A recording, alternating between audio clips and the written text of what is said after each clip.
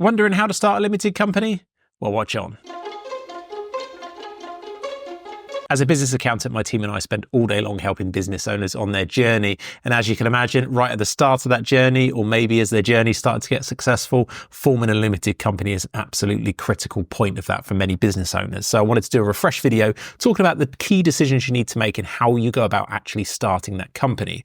Now, what this video isn't, we're not going to take you through screen by screen and tell you how to click the buttons on Companies House, but I'm going to tell you about all the other key bits you need to know, what you need to decide, how it works, what things you might need to look out for when forming it, and actually some practical things after you've formed it to help you get going straight away, because I think there's some really critical things to do immediately after you've formed it towards the end of the video. So make sure you stick around to listen to those. So then let's start with a recap about what a limited company is. So limited company is its own legal entity. It's its own thing. It's like a separate third person that exists outside of you. So if you've already got a business, maybe you're a sole trader or you're a self-employed person, the kind of terms are interchangeable. It's you or the taxable person as far as the world is concerned. You're the person someone's doing business with. You might have a cool name, but it's you. With a limited company, that limited company that you will form and register with Companies House becomes its own thing. It can sign its own contracts. It can do business in its own right. And it's a really key concept to understand, because when it comes to taking money out of that company, for you as potentially the owner and the guy or girl that's running it in terms of the director, that money has to come out in a particular way to make it yours, because at the moment it's the company. So remembering that it's this completely separate thing is going to be something really key on your business journey as you go. Now, the cool thing about this is what it allows you to do is have limited liability. And what that means is that if you get into trouble, if the company gets into trouble, let's say it's unable to pay its debts, or it has a problem, gets sued, the insurance doesn't pay out and it's over, it has to pay out money it doesn't have and it's going to have to shut, then in general terms, you're going to be protected from your personal assets. So if you've got like a house or something like that on the line, those things don't come into it. The people claiming can only access what the company owns in its own assets. Now, it's not always the case, because there are some caveats to this, such as often when you sign a bank overdraft or a bank loan in the small business world, you might have to sign something like called a personal guarantee. That means they can look through the company and come for you anyway. But in general terms, this limited liability is quite a cool thing, and often one of the key reasons people look to form limited companies. Now, when we're talking about looking to form limited companies, for me, the initial decision that you need to make is thinking about, should you be one in the first place? We come across so many owners that should never have formed a limited company because actually it wasn't right for them, but they didn't know. It's relatively cheap to do, as we're about to explore. It's not that difficult thing to actually have, but it comes with a lot of responsibility and ultimately a lot of cost to keep open because of certain things we'll touch on. So for you, if you haven't thought about, do I actually need to be a limited company? I just presumed it was something I need to do. Make sure you watch our other videos on that exact topic. Should you be a limited company? Because for a lot of people, it's not going to be the start that they need. Quite often you would start as a sole trader and maybe transition later. But for some people, if their situation's right, the limited company is absolutely the right thing. So have a look at that other video and check that out, and you'll get some idea of whether you should be or shouldn't be. Now, before we get into the bulk of the video, if you do like these videos, make sure to click the subscribe button at the bell below so you get notified whenever we release more videos just like this one. So then what's the key first decision? And I know it sounds really silly, but it's, what are you going to call the company? Now, the company has its own legal name. You're going to have either limited or the word limited or LTD on the end. They are technically different, but they're actually, doesn't really matter what you choose. It's just what you like the look of, really. So think about that one, whether it's LTD or limited. But on top of that, you've got to know what you want to call it. So have a look in a few places. I mean, a quick Google search is often an easy one to do, and stick limited on the end and see what comes up. You can also go to Companies House Beta, BETA, and you can get like a search function and you can search all the limited companies on Companies House. That's often a good way. Now, we'll talk later about if you're actually looking to form it through a form agent. Sometimes they have search engines and things that will help this, but that's the easiest way. It's publicly available. Just go and Google it effectively, see if anybody else has the same name. Maybe you want to check out if there's any trademarks around the name you're thinking of doing, because one of the things that's very possible is that you could form the limited company and then have a letter come across your desk that says, please change it. We actually own the trademark to that. They might not own the limited company name, but that's different to owning the trademark. So just because you've got a limited company name doesn't mean you own that entire kind of intellectual property, if you like. It just means you own a legal entity with that name. So bear that in mind. Do a bit of research to make sure that you're comfy with it. Now, your legal company name doesn't need to be the same as your trading name. So you might trade with some really funky brand name and your company might be really boring and called like AL Holdings. I don't know if there is one of those, it probably is, but something like that. And that's completely fine. I think in the modern age, people like them to be relatively similar, so that when you go to, say, someone goes to pay you on the bank and they get a suggestion on their online banking, is this the company? It's nice that they kind of feel and roughly match, but it doesn't have to be. I've certainly worked with clients over the years where their limited company has got nothing to do with their trading name. So just bear that in mind, it is possible, but I think for most people, they like them to look relatively similar. And talking of similar, I think it's a good idea to do those searches, because whilst your actual specific limited company name might be available, you might find that there's a company with almost the same name, but they've got UK in brackets or solutions instead of systems or something like that. And you want to be sure that you're quite comfy that you could have a very similar name to somebody else, and that you often, particularly as you grow and people look you up, you might not want to be confused with another business, particularly if it says dissolved underneath it. So if it's been dissolved, it's sort of closed, it's not live anymore. In theory, you could have the name, but you might not want people thinking that you're actually to do with that other company. So have a search around and decide on your name. Then the next thing you've got to think about is, where am I going to hold my registered office? And that's the place often where, your paperwork's held and things like that. It doesn't have to be, there's an actual definition of it, but just think of it that it's, your public facing address as far as your legal entity is concerned. So, and the reason I say that is it doesn't have to be your trading address. So there's two different things. There's a registered office and your trading address. Sometimes the two are the same. So if you rent a unit, you might well keep them both in the same place, and then it's publicly visible wherever.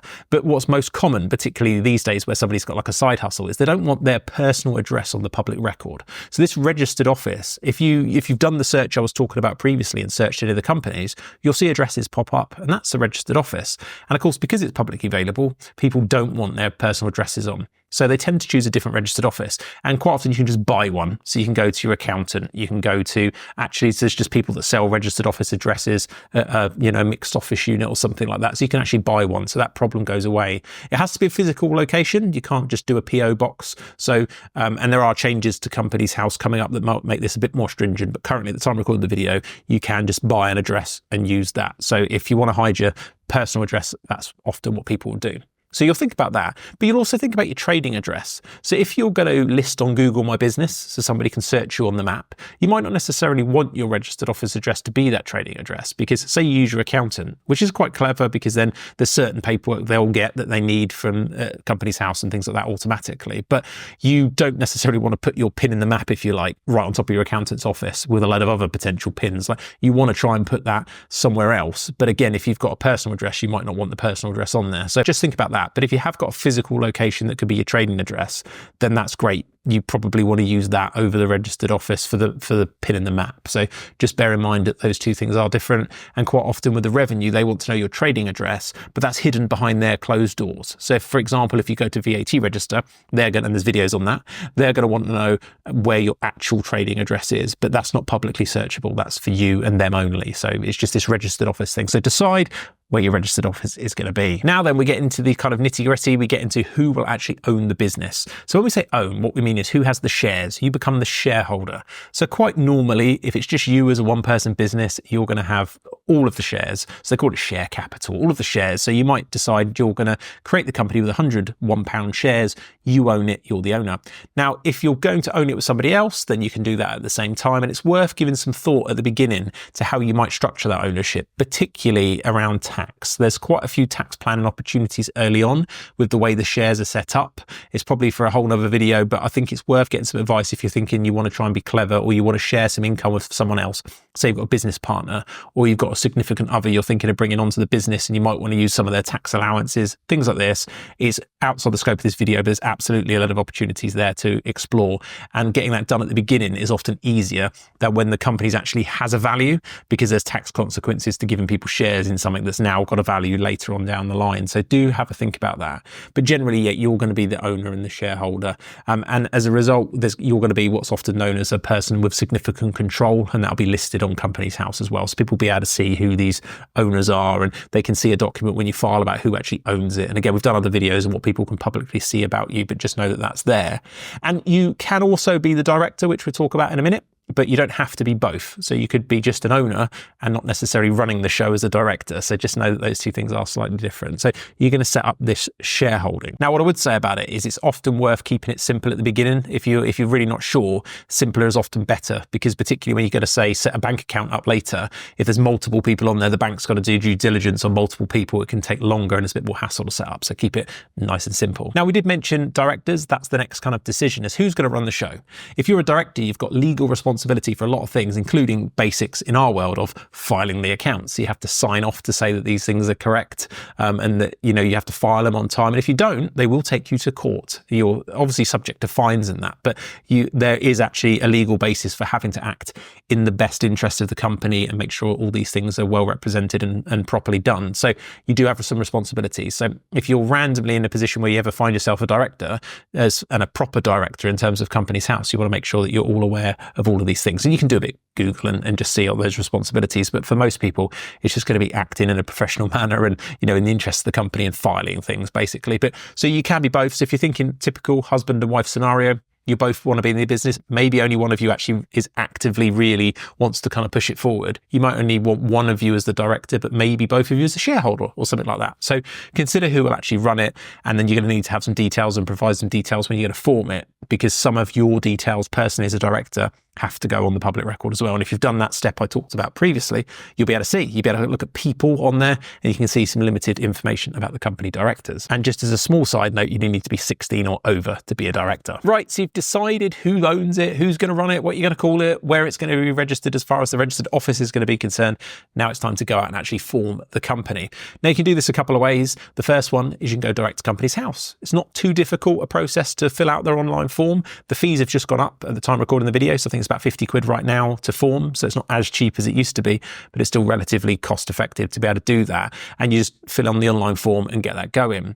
Now that's okay. You get something called the standard model articles, which means there's a governing document about how the company is kind of run from a legal point of view, and that'll often get filed initially. That's great. So it actually will set it up. It will legally exist. You'll get a certificate of incorporation, which is the thing that you need to give anybody that wants to see that the company exists. It'll be publicly searchable and you're good to go from that sense. It will be live in about 24 hours once you've done that.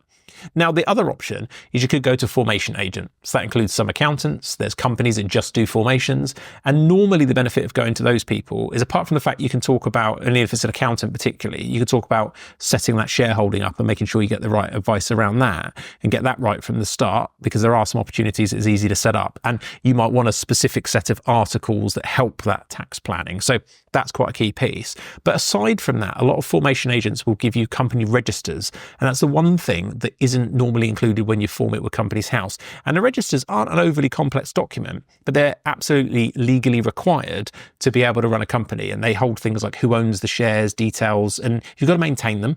And it's very much like, for example, a register of directors' residential addresses, or like certain things that you've got to keep. And sometimes these registers will have extra pages to them that aren't necessarily required, but they form a nice little pack. Now you might think, well, that's fine.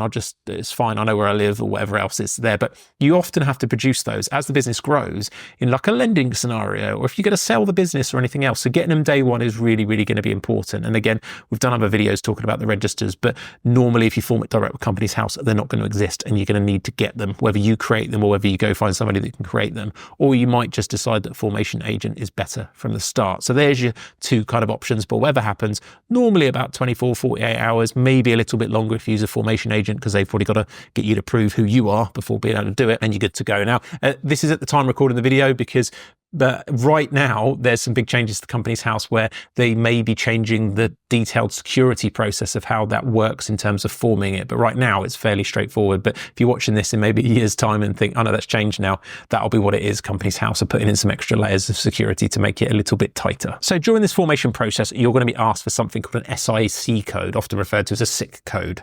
And what I would say about this is choose the one that's most relevant to your sector.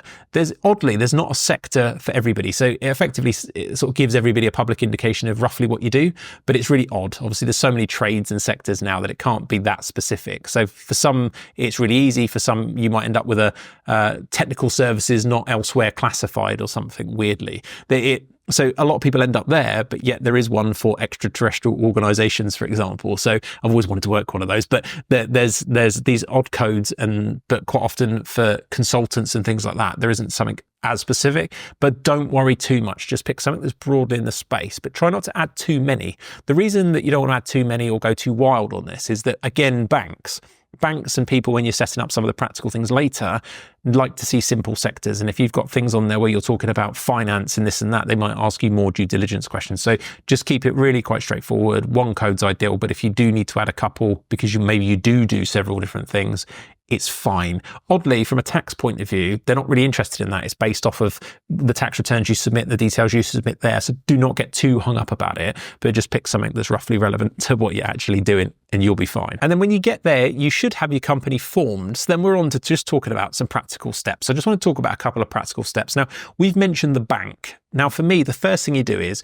you get your company formed, you get your certificate of incorporation. It's normally digital these days. And if you don't get it, you can literally download it off Companies House for free by going to that Companies House beta we mentioned. When you've got that, then you go and you open a bank. And there's lots of different options. You can go to an online one, or you can go to a bricks and mortar style, more traditional bank. And I think in terms of which one's best, I don't have any particular opinion. I actually like the bricks and mortar ones sometimes for various things, and I like the online ones for their speed, for example.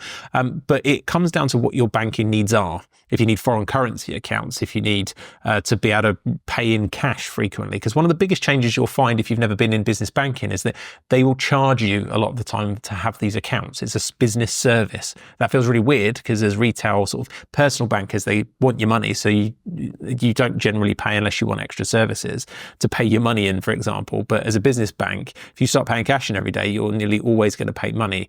Now, some of these banks will do no fees on a certain thing, but the minute you want to pay cash in, for example, that's normally the obvious one, it's going to cost money. So just check out the various different fees, depending on what you need, and then pick somebody. But just make sure you're happy that the bank you're dealing with is a real bank. I know it sounds odd because sometimes they might sound like a bank, but they're not a real bank. So just do a bit of research, make sure you're happy with where you're putting your money, because we all know over the last few years, banks have disappeared at some point. So just make sure you're there. But that's the first practical step, get your bank done, because you're going to need customers to pay you or clients to pay you, or online platforms will want to know how to put money in your bank. So getting that sorted early is absolutely, for me personally, the next step. And then in terms of other little things that you might be asked during various bits of paperwork afterwards to provide tax references. Now, the general things you'll hear TIN. That's like an international tax number, but it's just what's known as your unique tax reference for the company. The company will have a 10-digit number, something known as a unique tax reference, or a UTR. So if you hear UTR, TIN, tax reference, they're all the same thing. They're all a number. It will come through the post shortly after you being registered. And sometimes if you've used a formation agent or somebody, they'll also potentially have access to that. It just depends how it's all set up, but just know it will come through with good time. And a lot of the time, the banks or whoever you're filling this out will give you a bit of time to provide it, because you don't often get it immediately. Then finally, it would be remiss of me not to talk about the future and say, look, one of the real key things about limited companies is what you have to file after the first year. You need to file accounts with Companies House. You need to file a tax return, a corporation tax return. You're often mid-year or sort of near the end of the year. Normally, you're going to do this before you file your accounts. You're going to have to report to Companies House on what they call a confirmation statement and a persons of significant control update. And those things need to be done. Now, there's other videos talking about those, but my main takeaway for you in this one is just to make sure you research what that is. And if you need help, go and get it earlier, because it's absolutely not as easy as it is. If you're sole trader right now and you're used to logging on a free piece of software to file your few boxes in your tax return, this is a completely different deal. Make sure you research it, watch our other videos on it. And if you do need help, get help early, get set up with somebody early that can help you out. So that's the kind of takeaway points. So they're the practical points. And then I think you're into an exciting time, right? You've got this new limited company. I wish you the best of luck with it. Please do share this video with anybody you think needs to know this information, and I'll see you in the next one.